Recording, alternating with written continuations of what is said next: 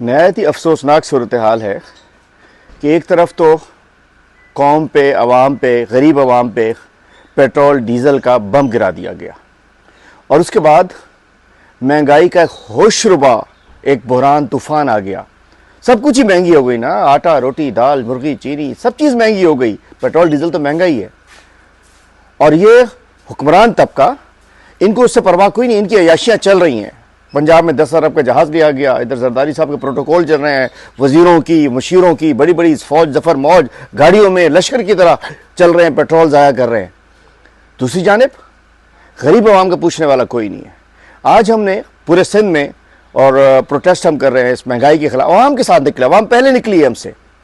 आज हमने पुरअमन मुजाहरा कराची प्रेस क्लब पे, पुरअमन मुजाहरा, वहाँ जाके अपनी बात रखनी होती है कि भाई ये महंगाई वापस लो, कुछ और कमी करो, ये आवाम से ख़त्म करो। एक हमने पुरअमन मुजाहरा कराची प्रेस क्लब पे रखा, लेकिन बिलावल जरदारी साहब की नाम नहाद जमहूरी हुकूमत ने अपनी पुलिस के ज़रिए पूरे प्रेस क्लब को कंटेनर से बंद कर दिया। मैं कहना चाहता हूँ कि प्रेस क्लब ना जाएँ तो कहाँ जाएँ हम। और अभी आपके लाडले कुछ तो डायरेक्ट जो आपके हुक्मरान साथी हैं और कुछ लाडले सियासी पार्टी हैं, उनको तो प्रेस शार फैसल जाम करने की भी इजाज़त मिल जाती है।